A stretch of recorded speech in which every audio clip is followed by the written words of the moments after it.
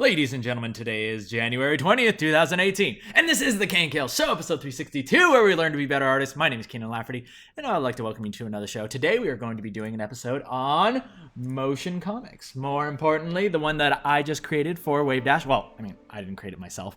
I was also blessed by the amazing talents of Kalen Chalk, our background artist, as well as Michael Marino, who helped me out with the line art on this. But most importantly, what we're going to be talking about today is the creation of this piece that we made for Wave Dash Games. And the new character release, Afi and Galu, these cute little kind of tiki creatures that possess the powers of fire and water. And we're going to be dissecting this one scene at a time. Or maybe not like exactly one scene at a time, just my favorite scenes that went into it.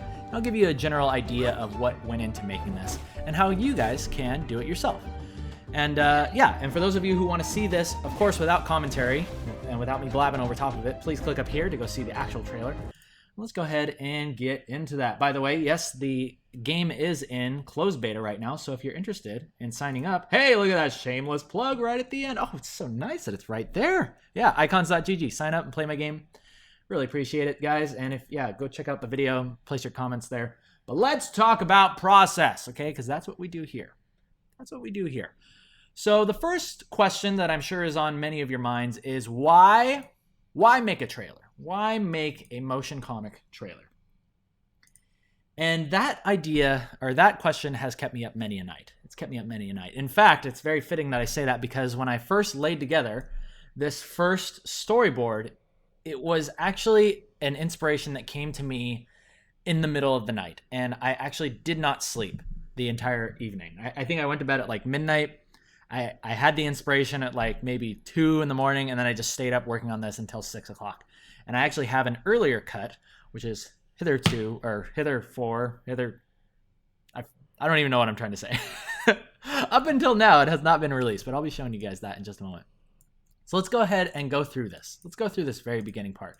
Now that you've seen the actual MoGraph portion of it, you can see this is how it got its humble beginnings.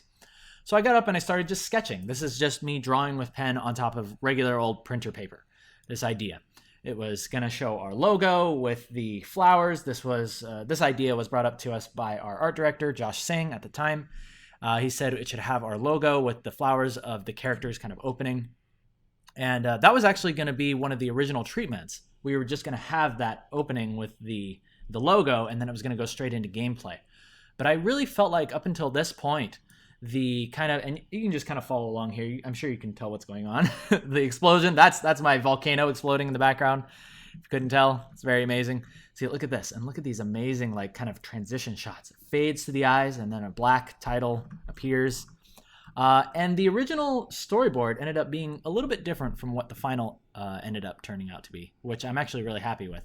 Oh, and you can see here I put that little music note to show that the music would start there. Yeah, the original was going to be like the last of its kind and then over here, Afi, who is the fire elemental, was going to be walking over here, and then he would find Galu, who is the water elemental. And then they would be united. I had an idea that Afi would like touch the petal because they have these flowers coming out of their backs, and then that would wake up Galu, but ended up being a lot more cute for him to touch the forehead. And just like little things like that just kind of evolved over time as we kind of worked together as an art team and as a company. So, but what was I getting into? I totally cut myself off earlier. Why? Why should we make this? Why should we make this? I had the inspiration and I was like, oh, that's all fine and good, but why should we even bother? And that was because up until this point, I felt like a lot of people were excited about the actual mechanics of the characters in the game, the way that their movesets would be, the way that they might be interested in the way that they look. But something interesting that I found out is that just giving people something as simple as like 30 seconds long to get interested in the characters can make all the difference in the world. Giving them something to just kind of go off of or to start building a story in their minds. You don't have to spell it out for your viewers. You don't have to spell it out for the people that are watching it. Just a little bit goes a long way. So you can see here is the original trailer here.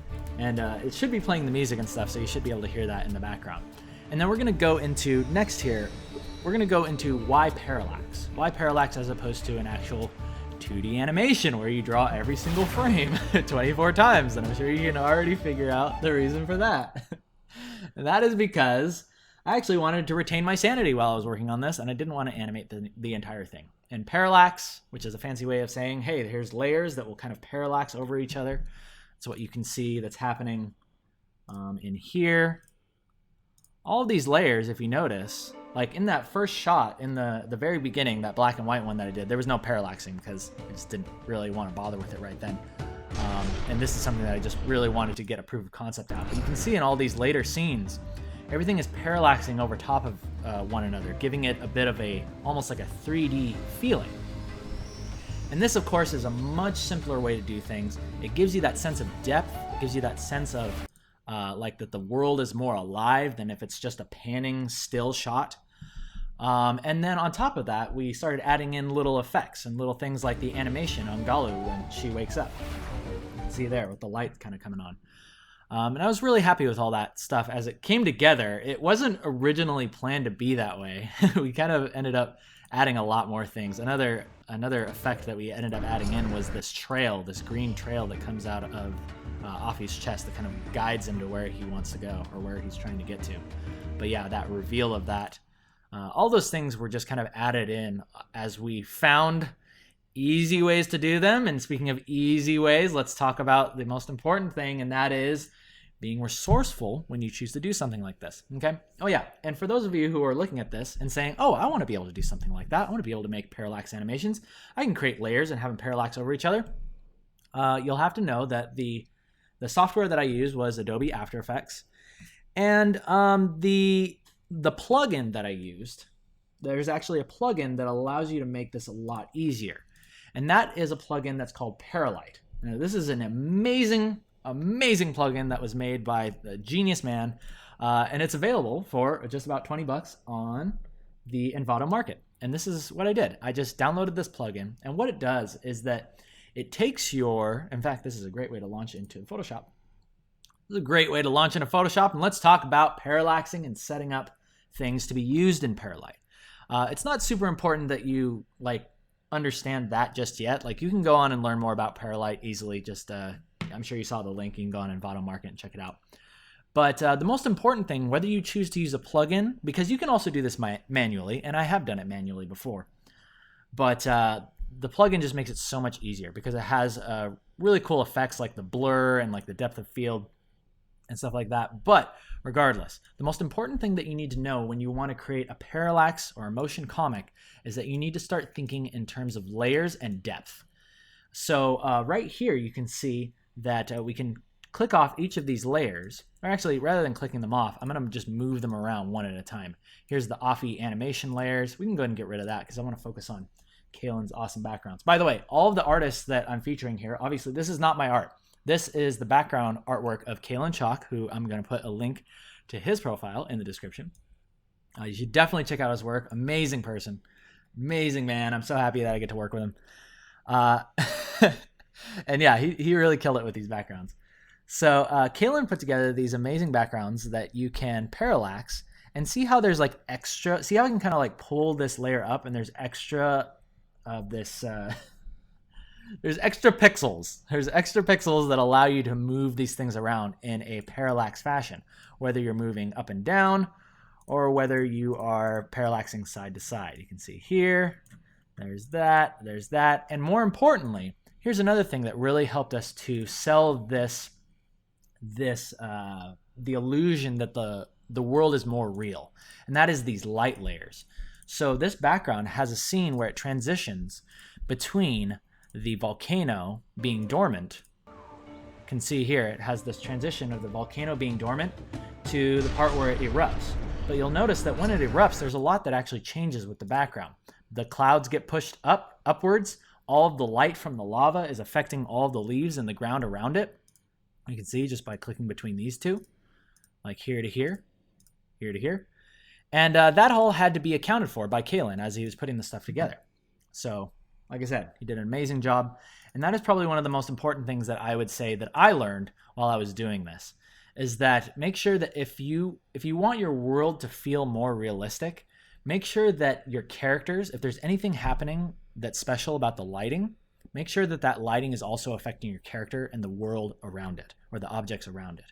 And for that, we put in these glow layers, these light layers.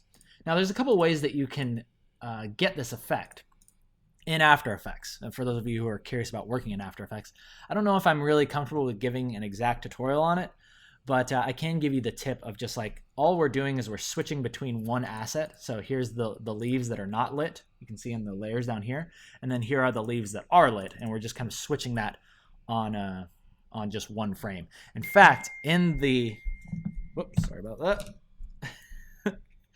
In the trailer itself, we have an assisted transition because the screen flashes white like that for just a moment. And that allows us to very quickly switch to all the assets with the lit world.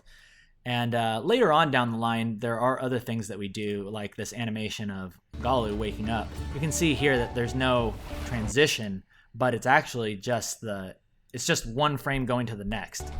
But what helps the transition is that there's like the animation of the lights on Galu.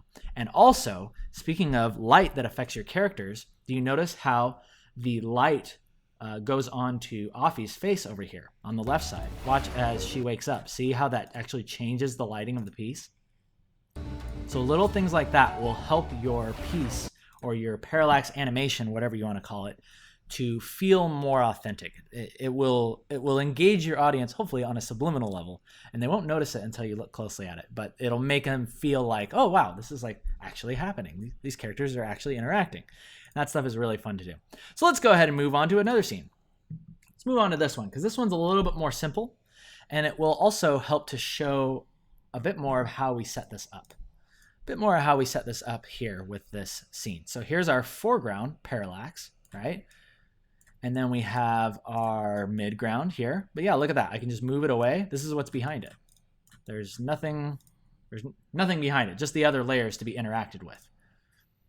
Okay, and then you have this ceiling piece. Got these rocks back here. Got this fog and the waterfall. And all this stuff really comes in handy. I found that a good amount of parallax layers to have is around 5, maybe 5 to 6. I think is like that perfect amount of parallaxing to the point where it completes the illusion. 1 to 2 is not enough, or obviously 1 doesn't work. 2 to 3 is almost there, but that 5 to 6 ratio I think is really perfect. So anyway, and then also remember what we were talking about before. We have this light that's appearing on Afi here, the light that's emanating from his chest, but also see how we created another layer that actually lights the underside of him along with that light that's turning on and off. Those types of things will really help to sell your piece when you're doing stuff like this, okay? And just in general, I think it's good, even just learning about this stuff in general, it's good to realize how the light will affect your characters, okay? And you can see that being put to use right there. See that? See as it kind of, as the light gets more intense, it lights up Afi's face. So yeah, I was really digging that, really happy with that. So let's go ahead and get into the actual assets. Let's deconstruct a few of the assets, because here you can see the beautiful line art that was created by Michael Marino. His link is also going to be in the description. But this stuff all starts very, very sketchy and with these early storyboards. Here's a shot up here where I was working on Afi, kind of like peeking around the corner. And I was asking myself, because remember in the early version, we had the shot, which was a close-up of Afi's face, which he was discovering. He was discovering Galu. But Galu is now not... Originally, Galu was just on the beach, right? But now Galu is in this cave.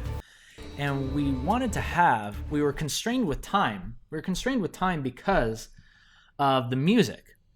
The music needed to... Oh, I just realized the music was playing that entire time. I hope that's not annoying when I'm talking over it.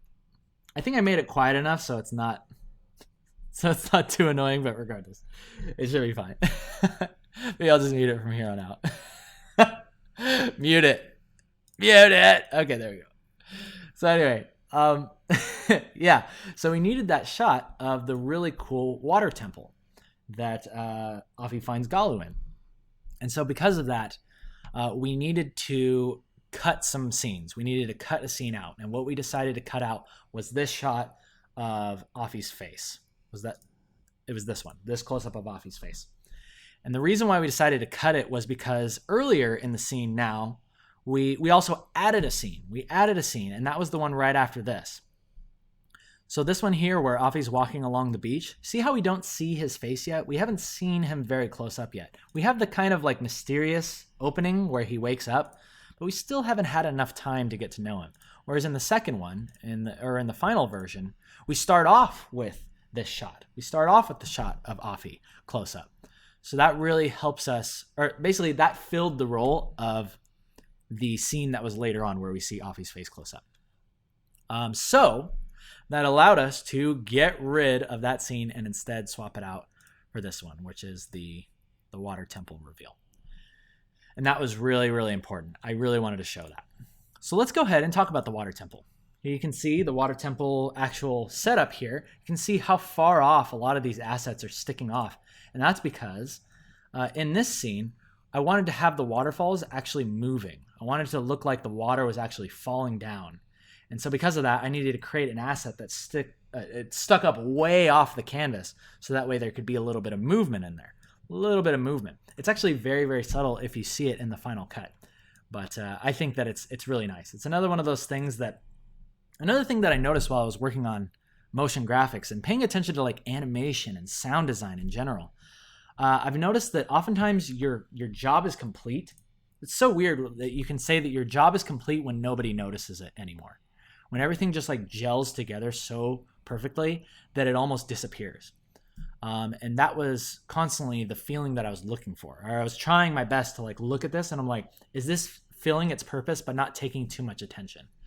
And that was a little bit done with the sound design. Speaking of the sound design, I know I'm all over the place, but a lot of the sounds were also taken from Envato Market. You guys can go here, and of course I'm not sponsored by them, but I just love these guys because I take so many like they have music, they have sound effects, and yeah, I go to a place called Audio Jungle. You can just type in whatever you want, like bird, squawk, if I can spell squawk, yeah. So you can just type in stuff like that, and then it like gives you. This is probably gonna be really loud, so I'm not gonna play it. But anyway, it has all of these royalty-free things that you can buy for like $1.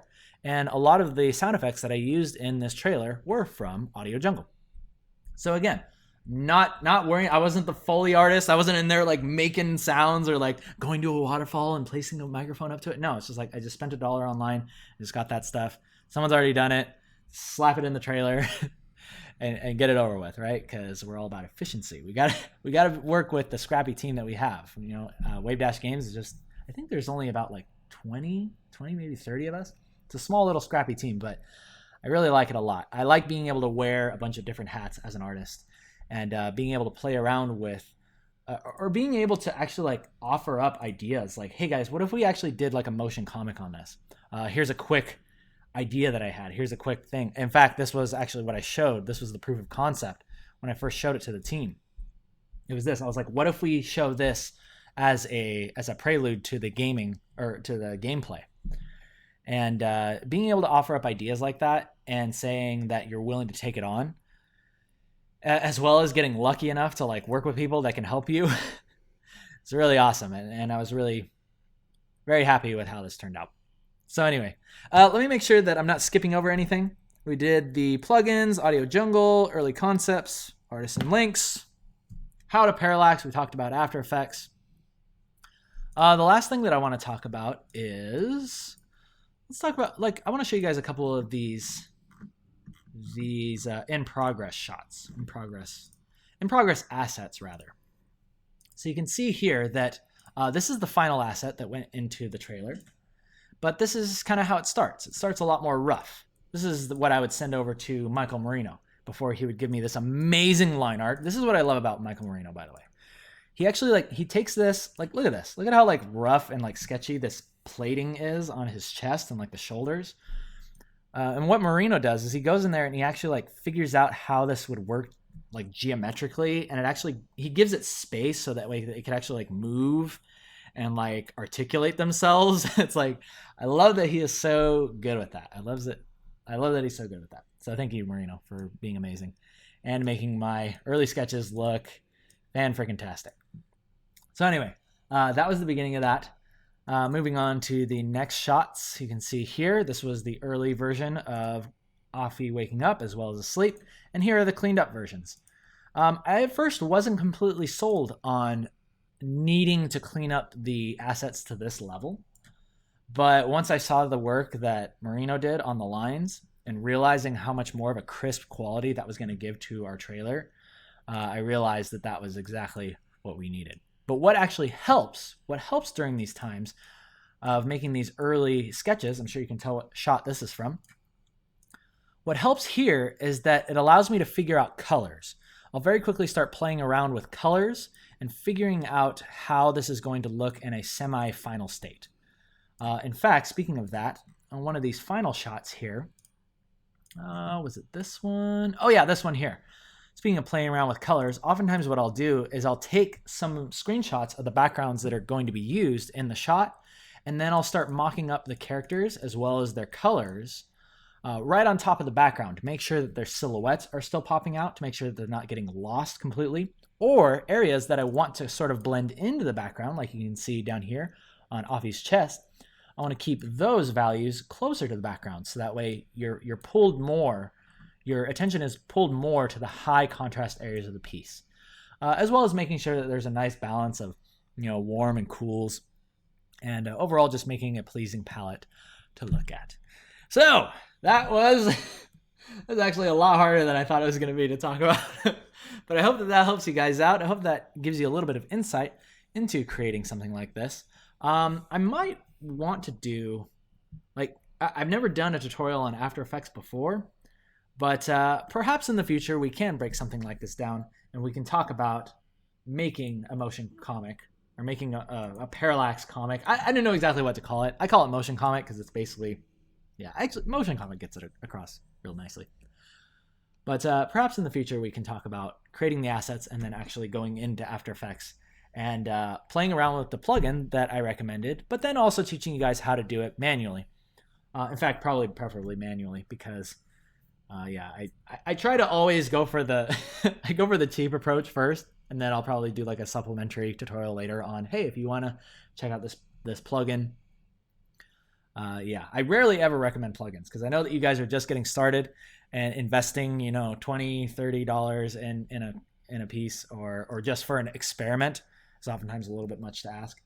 So I totally get where you guys are coming from, and luckily I can expense that stuff because my company pays for it. But I know that you guys just getting started out. I like to offer those quick and dirty alternatives. And it's always good to know how to do it manually, just in case you're ever presented with that challenge. So anyway, with all that out of the way, ladies and gentlemen, we're going to go and end today's show. Thank you guys so much for joining me on YouTube. Thumbs up if you like it. Thumbs down if you don't. My name is Kienan Lafferty. I'll see you guys next time. And until then, you guys stay awesome. I'll leave you with some lovely Lane. And I hope to see you guys. I hope to see some motion comics from you guys in the future. All right, you guys, take care. See you soon.